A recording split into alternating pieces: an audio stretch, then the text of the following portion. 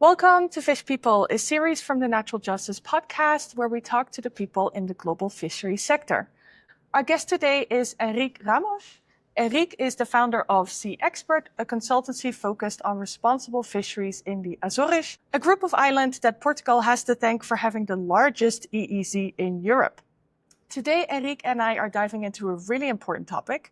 We are talking about a group of people that play a key role in fisheries management, but that sadly are shockingly often left out of legal protections. We are going to talk about fishery observers. Henrique, welcome. Hi, Eva. It's really a pleasure to have this conversation and to bring awareness. Thank you so much for the opportunity as well. Yeah, you're very welcome. I'm also very happy to have a Portuguese person on the podcast. For anyone listening, Portugal is kind of like my second home country as my husband is from there. But we actually did not meet in Portugal. We met about a year ago at an FEO course in Spain focused on fisheries monitoring, control and surveillance. So after 2 weeks of class, I know you to be someone who knows a lot about this sector, who also is not shy to share his opinion about it, which is something that we absolutely love at the Natural Justice Podcast because it's all about having honest conversations about the things that we need to change to make this special sector more responsible and equitable. But before we discuss your experiences, I wanted to ask you to give us the opportunity to get to know you a little bit better and tell us what inspired you to pursue this career path and start Sea Expert. Okay, that's an easy one. My graduation was in geography. And geography, I'm a passionate geographer, in fact. But geography gives you a wide perspective of society, and how mankind deals with nature and how do we live on it, from it, and with it. But at the same time, I always lived near by the sea, and the sea I had always this call from the ocean. I love sailing. I used to love diving and swimming, and the water is more my element than land. I hate flying. And I live in the Azores. Really, I You really can't hate flying. escape it. And now I can't escape it. I live in an island with 15,000 people and I have to fly out of there all the time. But I hate flying. But I rather give me 10 meters waves than 10 meters high on a plane. So that I had always this call since the beginning. And then when I moved to the Azores, was already for it. I participated as a volunteer in observer programs for tuna fishing in the Azores.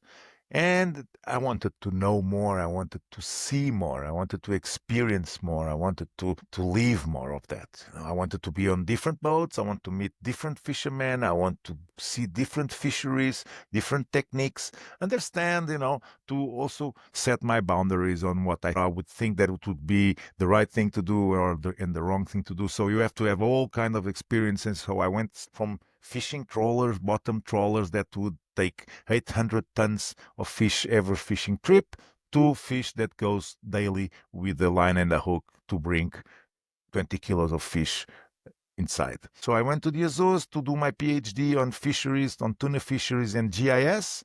So I brought geography and fisheries together. And then I understood the need of more of services that were needed for the small scale fisheries in the Azores. We started as a small fisheries company, support to small scale fisheries. Love hearing the stories about what drew people to the working in fisheries or, marine conservation, aquaculture, anything.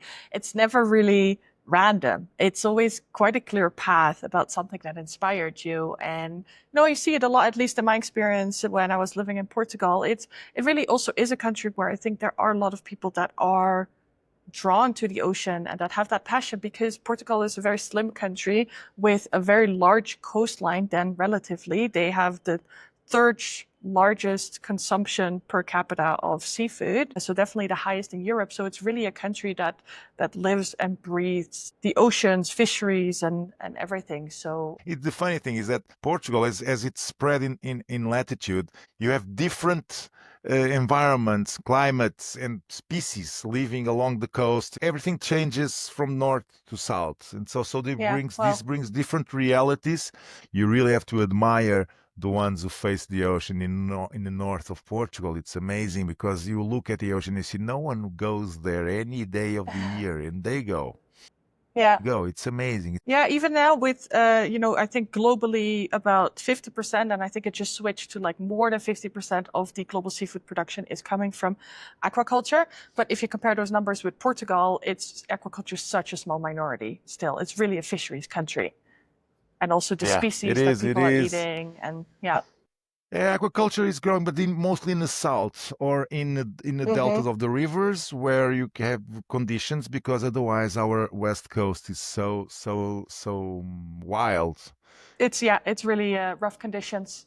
The Yeah. rough conditions for you technically to implement an aquaculture an offshore aqua.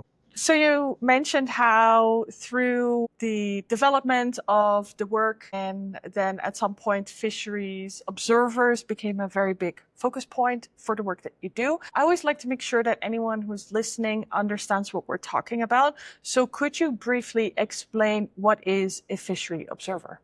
I knew what the fisheries observer was hands-on. So I was working, crossing my geography experience with fisheries on a project here in Portugal in the institute, in the Institute for Research Institute on Fisheries.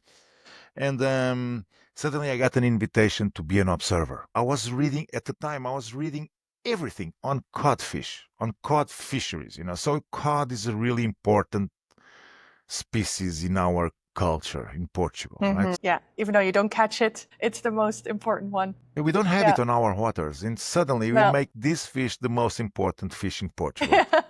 And it's absurd, but it's real, because when you read and you start reading, you understand. I was just picking books everywhere and just reading everything. And then one day they call me, "Hey, you want to be an fisheries observer in Newfoundland?" And then we land there, and then we get on a boat, and then they take us to the high seas and heavy seas. And so, wow, this is amazing. We are in the Newfoundland, in the Great Banks. Fisheries observers, that's now answering to your question. I'm sorry, this was a long introduction. Fisheries observers is someone who goes on board either to control or to collect data from the fisheries. So you have two kind of fisheries observers. Usually it's someone who's more who has a training in marine biology or similar, and of course it has to have all certifications in safety at sea and everything. And so the observer goes on board to report the activity of the vessel, are infringements or not, if there is a regulation. You know that the ocean is divided into regional fisheries management organizations, right? So each RFMO has some conservation and enforcement measures. Some are very, very specific, very detailed. Some others are more not so specific. Like in Newfoundland, the NAFO, it's a Northwest Atlantic Fisheries Organization, is one of the most regulated fisheries in the world there. And it's mandatory to have a monitor observer on board. So the observer doesn't have authority on board. As the name says, he just observes what's going on and he reports. There is a specific shit that he has to fill all the data and collect all data, but he doesn't have the power to enforce anything, to stop the activity of the boat, to say, "I'm going to fine you," or "You can't do that." No, we just observe. It's always a fragile situation. So you have to collect data, like you have to collect data. Like Europe has, for example, just an example, has this program called Data Collection Framework, DCF. DCF, it's mandatory for the countries that has fisheries, even inland fisheries. It's mandatory that they have a data collection program, in order to bring data for management. And it's more and more you are getting quotas to species, you are get more closures, areas that are closed for specific time. You have a lot of references and indicators about the development of the performance of the fishing and its impact on the stocks. So the scientific observer goes on board just to collect data. There he doesn't even need to know the regulations. He doesn't need to know if the mesh size is 120 or if he cannot catch a fish below 20 centimeters or 25. Or it's not so tricky as control observer that goes on board, and the ship owner, it's mandatory that they bring this observer. So it's someone that was never welcome on board. The scientific observer is always, it's considered less dangerous to be on board. But there's still some, there's always a trust issue, because, these scientists, every time we cooperate with you, always bring more restrictions. The control observer, which is the first type of observer that you described, they report that data to authorities in that jurisdiction of the responsible state that are in charge of managing that particular fishery. What about the scientific observer? Who does he report the data to? I might be hired from a scientific institute to recruit, train, and deploy observers on board. So, let's say, okay, they report to me, but under the guidance of the scientists, because the scientists are the ones who know which data they want. So it's not me who decides which data they need and they want to. So they are the scientists. They tell me, okay, we need to collect this, and this. Usually it's the science who gives us the forms for the observer and gives the training to the observer. While the monitoring observers report, as you say, to authorities, the member state, the contracting party, whatever. The fisheries observer, the scientific observers, they usually report mostly at the end of the trip. The monitoring observers nowadays, for example, report almost every day, depending on the fisheries. Okay, but there are reports in many fisheries. There are daily reports from the monitoring observer, the control observer. Monitoring or control, it's the same. And while the scientific, usually they have the data sheets and they have the forms and everything, and when they get out of the vessel, they get to land, they send all the data, and that's it. So there's no urgency. There's no real time management and data processing immediately. Then, okay, sure. According to the data from this vessel, you have to close this area now. That doesn't happen, at least on the reality that I know. It's not a given necessarily that there's an observer on any fishing vessel monitoring any fishing operation. And if there is a requirement for this, we refer to this as observer coverage. In your experience, which contexts are fishery observers most often requested? Control fisheries observers, monitoring ones. They come out after there's a problem. But first thing, we have to know what's going on there. What's going on at sea. For example, let me give you 2 examples. In the bluefin tuna program in the Mediterranean, it was collapsing. It's absurd when you go to the Med and you fish and you catch the bluefin when it's spawning. And since the 50s, when they developed the power block technique from the purse seiners for the purse seiners, and they made the purse seiners huge, industrial, right? And suddenly they would identify the school and they would just get the whole fish. And when you do that continuously, year after year, in the Mediterranean, it's a closed sea, it's a small sea, and the fish goes there for spawning. There are no miracles. It started to collapse. ICAT, International Commission for Conservation of Atlantic Tuna, ICAT was able to build a program and said, first thing we have to do is to get observers on board, because otherwise they do whatever they want. You can't just wait for them to get inland. The fisheries, by its nature, it happens out there. So you have to be out there. You have to have some eyes out there. And so it became mandatory to have a fisheries observer on board. Newfoundland, for example, in NAFO area, where you have observers as well, it started. So they had this regulation, they had quotas, they had a moratorium at the time, like cod, for example, when it started. But what happened? The Spanish and Portuguese trawlers were fishing illegally anyway. And one day the Canadians went on board the Spanish vessel, and they made this Spanish vessel leave the international waters from NAFO and go to harbor. So this was, at the time, like the fishermen said, it was an act of piracy and so on, but it wasn't an act of, they were exasperated to do something because there were too many evidences that they were fishing illegally every day. And so that created, like they call, like the Fetan Negro, how do you say it? The Greenland Halibut. They call it the Greenland Halibut War at the time. So there was a diplomatic conflict in between Canada and Europe. And so they decided, okay, we have to put observers on board. And since 98, they have fisheries observer on boards, control fisheries observer. Well, you really know your history, which I love. I think we're all learning very interesting stories. I've heard about the mackerel wars, which was much more like around in Scandinavia, but I had not heard of the Greenland halibut war yet.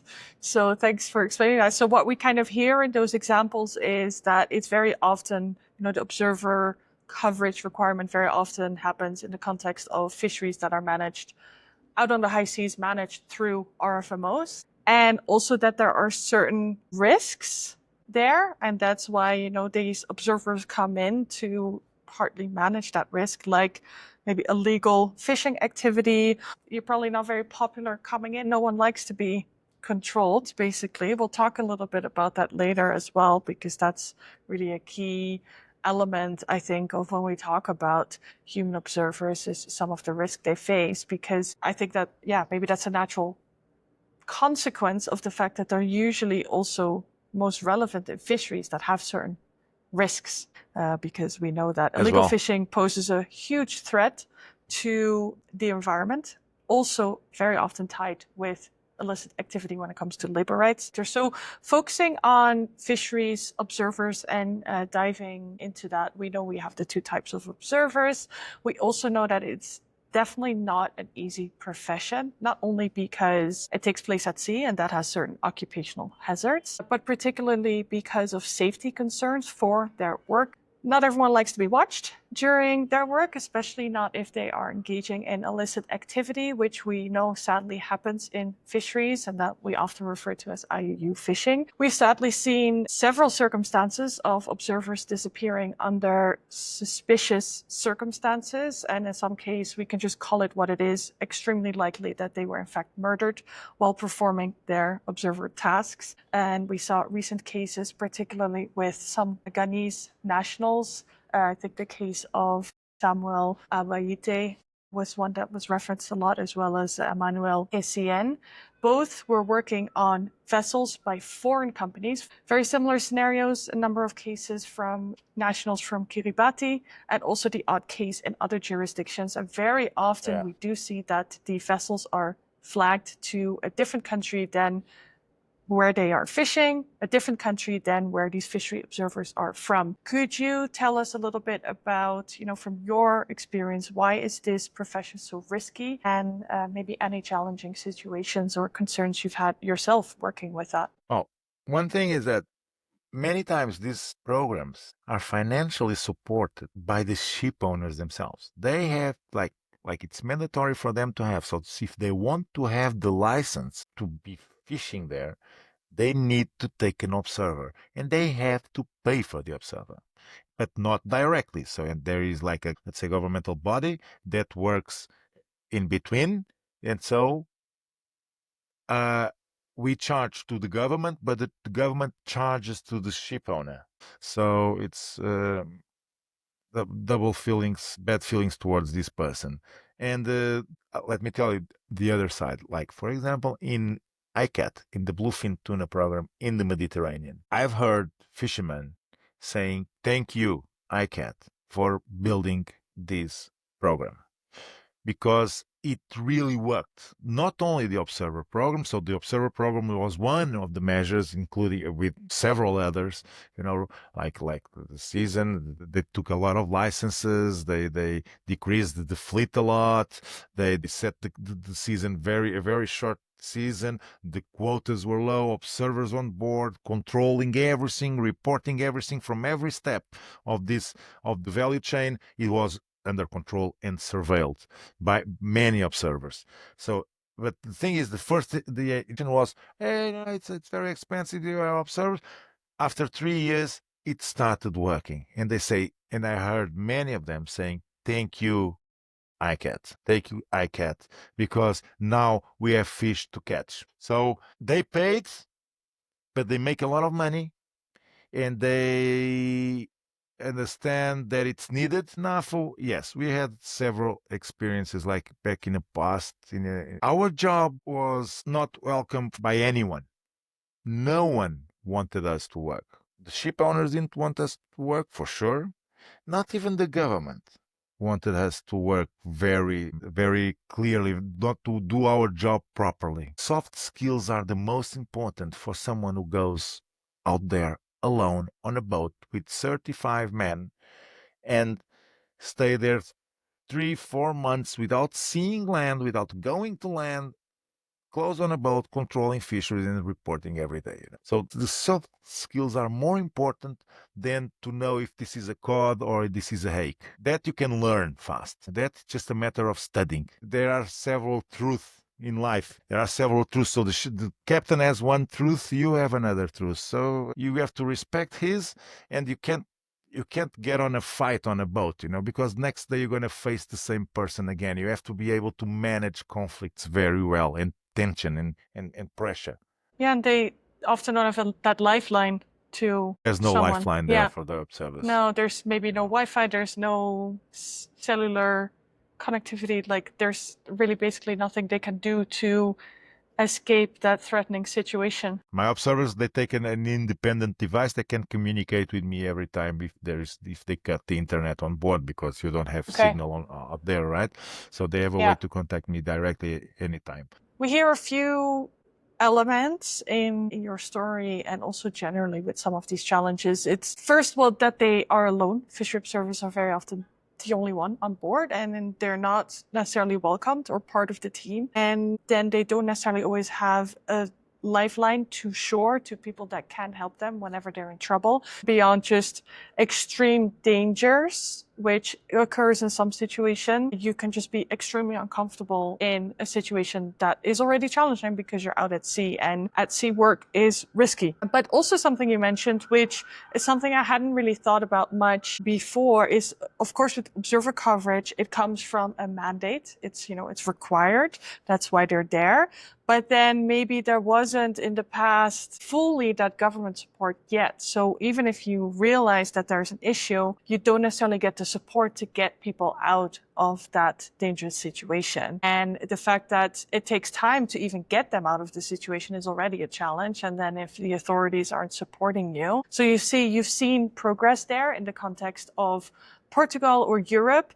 But it could maybe be in certain cases in certain jurisdictions that their government support is still not there, making it really hard to get people out of threatening situations. So I think that's an interesting element that you highlight. Are there particular red flags with a certain type of fishery where you're like, oh, that's going to be a very risky one to put a fishery observer on that type of vessel in that fishery? One, very valuable fisheries. Mm-hmm. So high value species. Fisheries that never had any control. First time. Okay. Yeah, that friction in the beginning, like you described with ICAT as well, the first 3 years. Resistance, at the maximum at first. They resist as much as they can until they realize that they better not mess with so like, let's say the government has to be strong. Like 25 years ago, you didn't have internet. You didn't have satellites, so we were in touch with the observers through fax machines. So the observer was really isolated. Nowadays with communications, with internet and everything, they really increased a lot the possibility of communication. So turning that around, you could maybe say that whenever there's less means of communication for the fishery, or it's a less regulated fishery, less willingness of the government, then that could be a risk factor. Together with maybe the fact that the observer coverage requirement is new, so you have some friction there still. And what we saw as well with a lot of the cases where we've sadly seen a worst case scenario is that it was always flagged to a flag state, which doesn't necessarily have the best reputation. And then it was fishing somewhere very far from their home base, and there was a crew then from another country. So whenever you have those structures that a lot of countries come in, no one's really fully responsible. The flag state, who should be the primary responsible one, they're not known for taking a lot of responsibility. That Have could you be a heard the story of particularly Kit risky Davis? one. No. Kit Davis was on board, I think was a Taiwanese freezer vessel, a carrier vessel. So in the Atlantic, you have these vessels that collect fish from the purse seiners that are fishing in the Atlantic. So they collect the fish for the vessels to be able to keep on fishing at sea. And these Taiwanese and Chinese boats, they stay years at sea. And so there's it's called carrier vessels. And there was an observer program. This vessel was called Victoria, I guess, and there was this observer program on board the carrier vessel. So there was no observers. There were no observers on board the fishing vessels. The fishing vessels were like sometimes floating wrecks, but at least the carrier vessels had some conditions, and they would come to land more often because they would have to land the fish and go back to get more fish. So the observers were there on this boat, and Kit Davis disappeared. He was reporting to his parents saying the environment here on board, it's kind of tricky and so on. And he probably have seen something that was illegal, and he probably said that he was going to report it. And the Taiwanese just made him disappear. Kit Wow. Davis was never found. Tragic. Yeah. Yeah, and he was a good friend, and it was really sad because it just it disappears, and you know that No they made idea. him disappear, and you will never Yeah. be able to prove. And the ship No. owner changes the crew, changes the captain. No one will ever get him and bring him to court, and that's it. No, Yeah. there will be no consequences of it. So it was Yeah. really, really, really was something that was really exposed and discussed among observers and service providers for observer services. And this was really heavily discussed. And this brought a lot of awareness for the problem. And no consequences. Yeah. No Yeah. consequences. Very tragic for the observers that risk their life for the greater good of protecting the environment and the fishery sector and the people that benefit from that and that are dependent on that for their livelihoods and for their families as well. Just not knowing what happens and seeing that impunity. That must be, I can't even imagine how challenging that must be. Yeah, it's every time I think about it, it almost makes me cry, because Kit was an amazing guy. He was really amazing guy. He really loved his job. And that's it. He disappeared. He was a young guy and was full of energy. He's a great guy. Really a peaceful mind, a peaceful guy, friendly, funny, and bang, disappeared. And then what can you do? For as much as you know that they made him disappear, you will never be able to get them to court and to pay for them. And it will, even if they would, it wouldn't bring Kit back. Yeah, that's also very true. So switching to something a bit forward-looking, because we know this is really challenging. We know people have lost their lives, and we really want to make this better. We want to solve this issue. So I have two questions in that context for you. The first one is, if a government would hire you to say, okay, we sometimes have to send observers and we want to make absolutely sure that we provide a guarantee of safety as much as possible to them, what should we do? What's really a core thing they can implement to support the safety of the observers? Well, first thing is to provide the observer with all the equipment, the communication equipment and kits that allows him to communicate independent from the boat resources, tools, whatever their communication. So he can contact directly, he can close his cabin, lock in his cabin in himself, and call me saying, I'm in trouble. So that's one thing. You have to provide the observer with this equipment. And then it has to be in law. It has to have this regulation that says exactly what they have to do. The captain has to give accommodation equivalent to an officer on board. The captain has to give access to all the documents and areas of the vessel for the observer to do his job properly. The captain has to respect the privacy and cannot get into the observer cabin. So this has to be like everything written. And then there's also have to be like consequences. I move my arms a lot. I can see every single arm. Like you are used to it. I'm Portuguese. You are married to a Portuguese, so you're used to it. We speak loud, and we speak. We tell a lot of stories. Oh, the loudness, especially, and the 10 conversations at the same time. Sometimes people they're like my father-in-law is always like, translate this to Eva, and it's like, I understand it. Like, the language is not the issue. I understood your Portuguese perfectly, but I was listening to 5 conversations at the same time, and I cannot multitask. It's That's beautiful. challenging sometimes. That's also the beauty of our nation, of our people. Exactly. Being the Nordic, or they're like, they'll translate because they think I didn't understand, and it's more like, I didn't realize you were talking to me because you didn't look at me. So what we hear is, first, a means of communication, which does not it should not rely on whatever the vessel is providing, like internet, which can be switched off.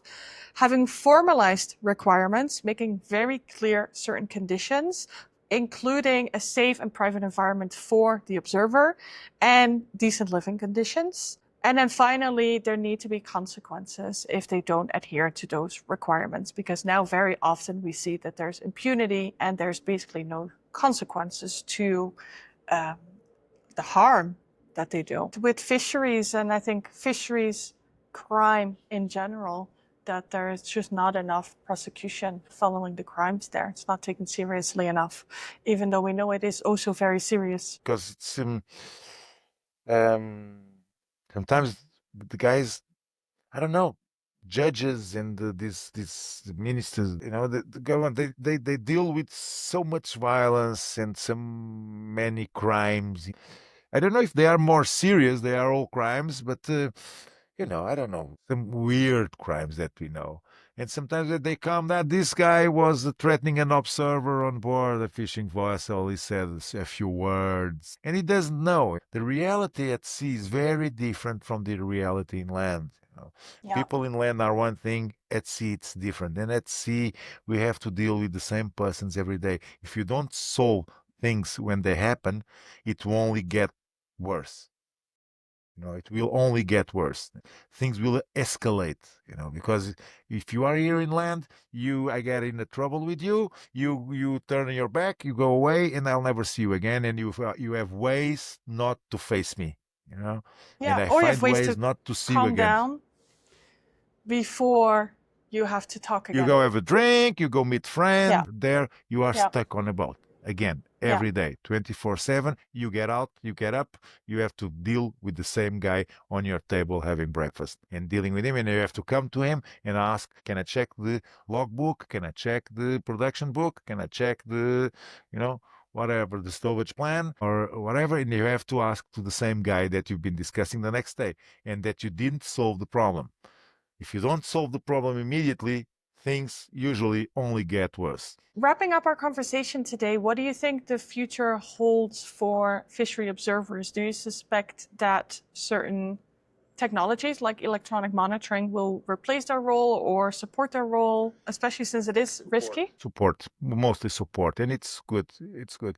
Because, like, for example, imagine the situation that I told you about, where you can't fish in this area, and you can fish here, but the fish is here, right? So you go there, you catch the fish here, you say that you didn't catch anything, you move to the other place, you pretend that you do a fishing hole, and you declare the fish that you caught here, you declare it here. This is things that you can report it, but there will be no consequences of it.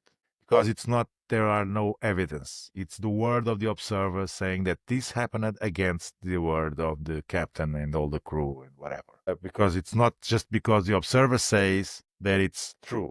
Like, imagine that an observer goes on board and say, look, if you don't give me 20,000 euros, I will report the biggest infringement. So we have to protect as well the ship owner and the captains. Of course, there are responsibilities from both sides, right? So, like, if you had a camera, you would say, on this day, the vessel went to this area and he caught this fish, and then he reported the next day here.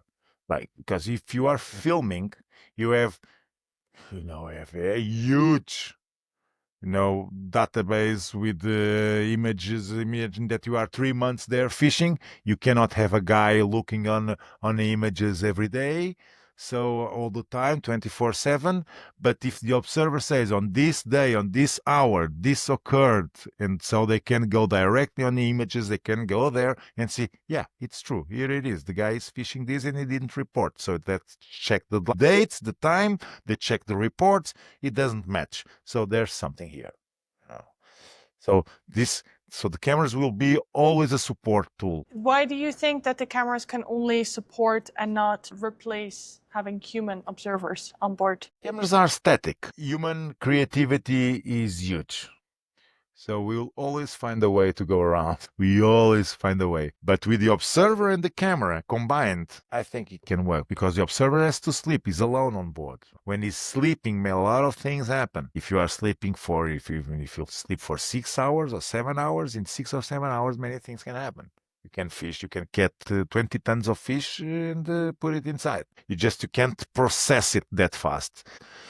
So there are all these kind of schemes. If you have a camera, combined with the observer, it's a perfect duo, I would say. Excellent. Thanks so much for sharing your perspective on the future as well, and also your past experiences. I'm really happy we had the chance to talk about this important topic and see how we can mitigate some of these risks, make it a more safe profession, and making sure they work under better conditions. As I mentioned in the beginning, they're not always included with legal protections of workers because they don't fall under the definition of fisher, for instance, in ILO C-188. So it's, I think, a very important issue that we need to focus on more. So thank you.